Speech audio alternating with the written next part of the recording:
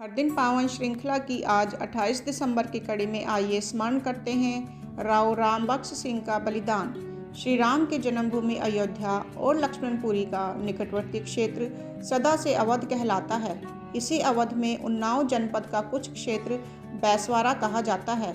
इसी बैसवारा की वीर भूमि में राव रामबख्श सिंह का जन्म हुआ, जिन्होंने मातृभूमि को अंग्रेजों के चंगुल से मुक्त कराने के लिए अंतिम दम तक संघर्ष किया और फिर हंसते हुए फांसी का फंदा चूम लिया। राव रामबख्श सिंह बैसवारा के संस्थापक राजा त्रिलोक चंद्र की 16वीं पीढ़ी में जन्मे थे। रामबख्श सिंह ने 1840 में बैसवारा क्षेत्र की ही एक रियासत डोडिया खेड़ा का राज्य संभाला। यह वह समय था जब अंग्रेज छल बल से अपने साम्राज्य का विस्तार कर रहे थे।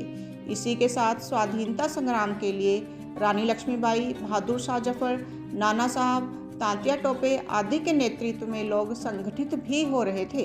राव साहब भी इस अभियान में जुड़ गए। अगर आपने हमारे चैनल को अभी तक सब्सक्राइब नहीं किया है तो कृपया इसे सब्सक्राइब अवश्य करें, जिससे कि आपको प्रतिदिन हर दिन पावन श्रृंखला की जानकारी प्राप्त हो सके।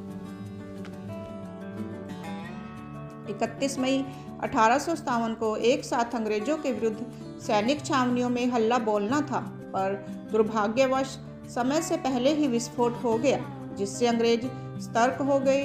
कानपुर पर नाना साहब के अधिकार के बाद वहां से भागे 13 अंग्रेज बक्सर में गंगा के किनारे स्थित एक शिव मंदिर में छिप गए।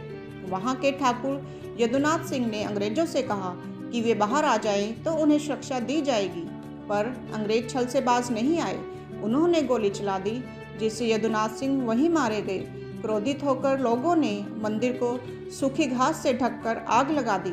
इसमें 10 अंग्रेज जल मरे, पर 3 गंगा में कूद गए और किसी तरह गहरौली मोरवा होते हुए लखनऊ आ गए।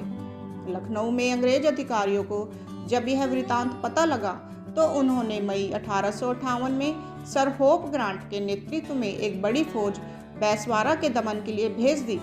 इस फौज ने पूर्वा, पश्चिम गांव, निहत्था, बिहार और सेमरी को रौंदते हुए दिसंबर 1858 में राव रामबख्श सिंह के डोडिया खेड़ा दुर्ग को घेर लिया। राव साहब ने संपूर्ण क्षमता के साथ युद्ध किया, पर अंग्रेजों की सामरिक शक्ति अधिक होने के कारण उन्हें पीछे हटना पड़ा। इसके बाद भी राव साहब गुरिल्ला पद्धति से अंग्रेजों को छकाते रहे, पर उनके कुछ परिचितों ने अंग्रेजों द्वारा दिए गए चांदी के टुकड़ों के बदले अपनी देशनिष्ठा गिरवी रख दी। इनमें एक था उनका नौकर चंदी केवट। उसकी सूचना पर अंग्रेजों ने राव साहब को काशी में गिरफ्तार कर लिया। रायबरेली के तत्कालीन जज डब्ल्यू ग्लाइन के सामने न्याय का नाटक रखा गया, खेला गया। मोरवा के देशद्रोही चंदन लाल खत्री व दिग्विजय सिंह की गवाही पर राव साहब को मृत्यु दंड दिया गया। अंग्रेज अधिकारी बैसवारा तथा संपूर्ण अवध में अपना आतंक फैलाना चाहते थे, इसलिए उन्होंने बक्सर के उसी मंदिर में स्थित वट वृक्ष पर 28 दिसंबर 1861 को राव रामबख्श सिंह को फांसी दी, जहां 10 अंग्रेजों को जलाया गया था। राव साहब डोडिया खेड़ा के कामेश्वर महादेव तथा बक्सर की मां चंद्रिका देवी के उपासक थे। इन दोनों का ही प्रताप था कि फांसी की रस्सी 2 बार टूट गई।